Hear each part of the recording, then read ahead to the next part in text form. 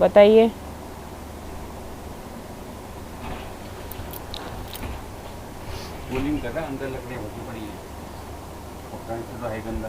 The importance of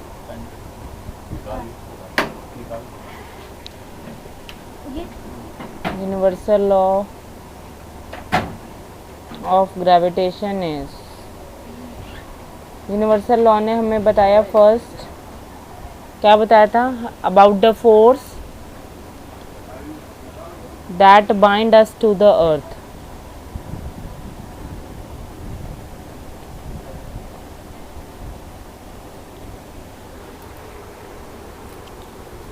second, the motion of planets around sun.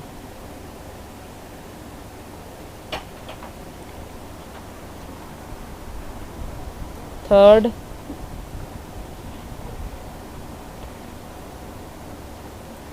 motion of moon around the earth, and the fourth, formation of tides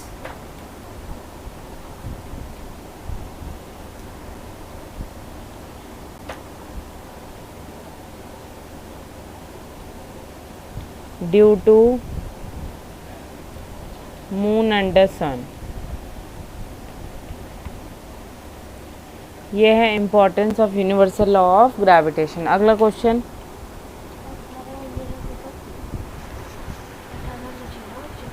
absent है कुछ बच्चे आज। What is the acceleration of free fall, free fall का क्या acceleration है?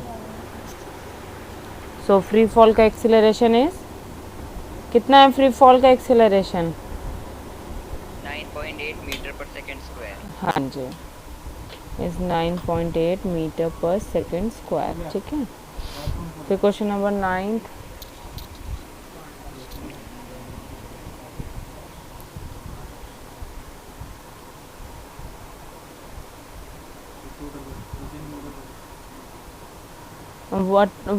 what do we call the gravitational force between the earth and an earth? What do we call? हम उस force को किस नाम से जानते हैं? तो we called it weight of the object। हम इस फोर्स को किस नाम से जानते हैं? weight of the object के नाम से जानते हैं। ठीक है, फिर question number 10, Amit buys few grams of gold at the poles as per the instructions of one of his friends. He hands over the same when he meets him at the equator. Will the friend agree with the weight of the gold bought? If not, why? Hint, the value of G is greater at the poles than at the equator. Amit ने कुछ gold purchase किया है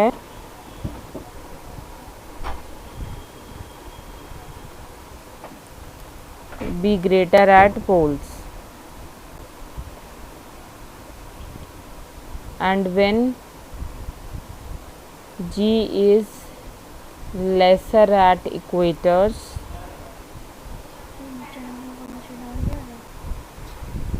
then weight will be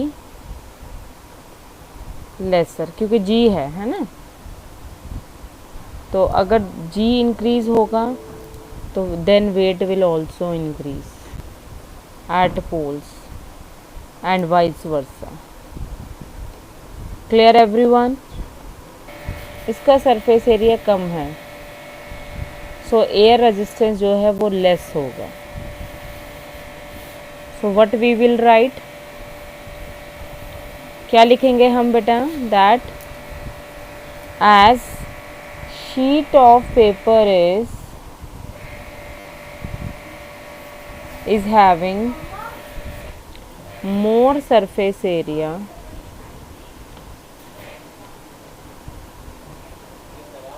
then air resistance is more, whereas crumpled ball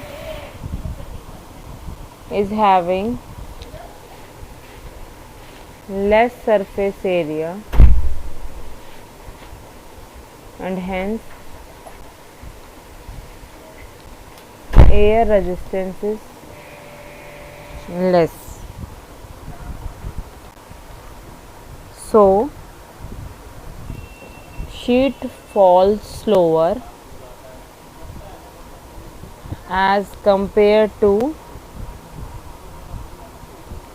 crumpled ball. Okay, any doubt?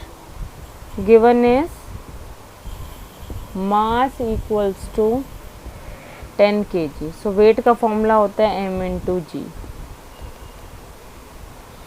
जी की value given है? नहीं given. So it is 98 Newton. अब on earth जाएगा, on moon sorry, we have 1/6 into WE, so it will be 16.6 Newton. Okay, minus 49 into 49, minus से minus cancel. Okay, so it will be H equals to 49 into 49 upon 19.6. ठीक है.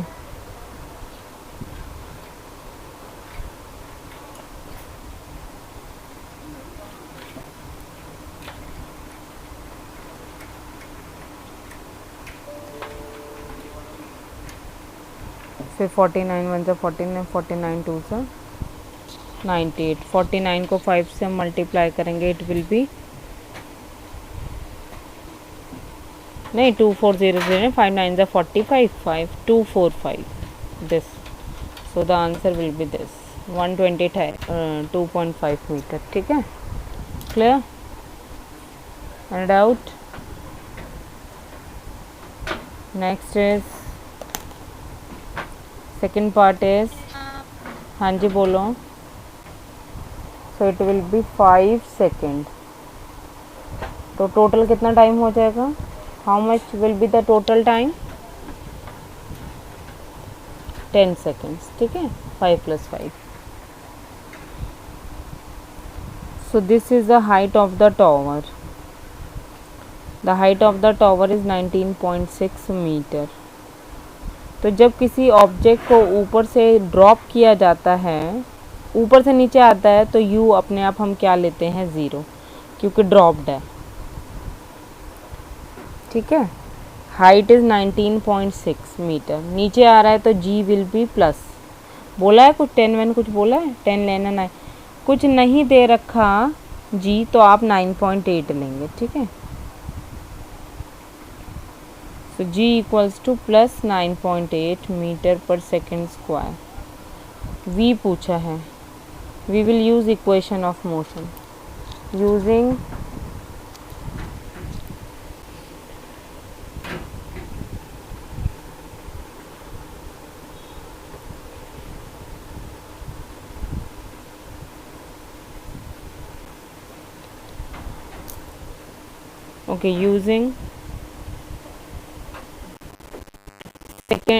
using third equation of motion.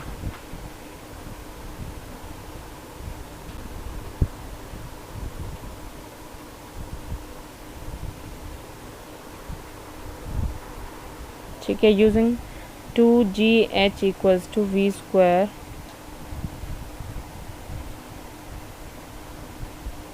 to g is नहीं given, तो minus 9.8, h is 19.6, v square find out करना, initial velocity 0. सो नीचे आ रहा था तो प्लस ही रहेगा.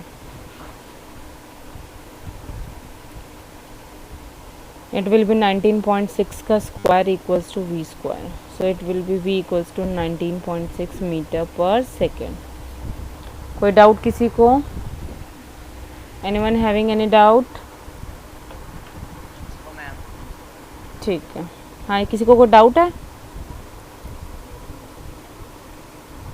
Okay, next. एनी डाउट है?